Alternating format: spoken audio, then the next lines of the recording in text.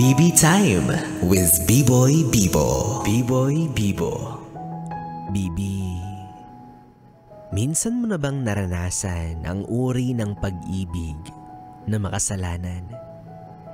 Sa isip mo, hindi mo siya dapat ginugusto. Pero ang puso mo ay taliwas ang idinitikta sa'yo. Alam mo naman na hindi na siya pwede dahil may nagmamay-ari na sa kanya. Pero ayan ka, patuloy sa pakikibaka. Patuloy sa paniniwala na darating ang araw na magiging malaya siya at ikaw ang pipiliin niya. Patuloy na ipinaglalaban ang isang bagay na tila ba wala namang saysay. Dahil ang kwento ng pagmamahalan nyo ay tulad ng isang larawan na mahirap bigyan ng kulay. Sabi mo, hindi mo naman alam nung umpisa. Kaya ngayong alam mo na ang katotohanan, tila ba huli na? Kasi mahal mo na siya. Siguro nga, hindi mo kasalanan. Siguro nga, tama ka ng dahilan. Nagmahal ka lang. Pero alam mo, magiging mali mo lang yan kung patuloy mo pa ring ipaglalaban. Panigurado sa isang punto, bibigyan ka ng tsansang malaman yung totoo. Masakit, malungkot, pero kailangan mong gawin yung tama para na rin sa ikabubuti mo.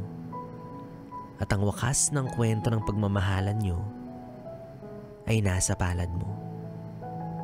Huwag na huwag kang mangungunsinti ng isang taong manloloko kahit pa ikadurog ng puso mo sa dulo. Maaaring biktima ka ng taong hindi marunong makontento, ngunit may tuturing ka rin na isa sa mga may kasalanan kung bakit kasalukuyang may taong luhaan at nasasaktan.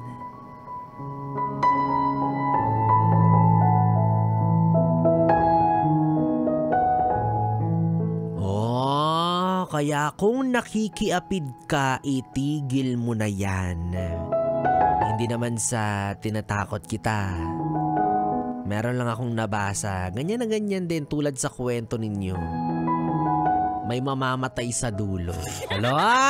May mamamatay sa dulo ang kuko. Oh, 'di ba? Nabagsak ka ng takip ng kaldero, ikaw naman. Masyado ka namang kabado. Oh, pero kung ako sa'yo, itigil mo na 'yan kung ayaw mong mamatay ang kuko mo.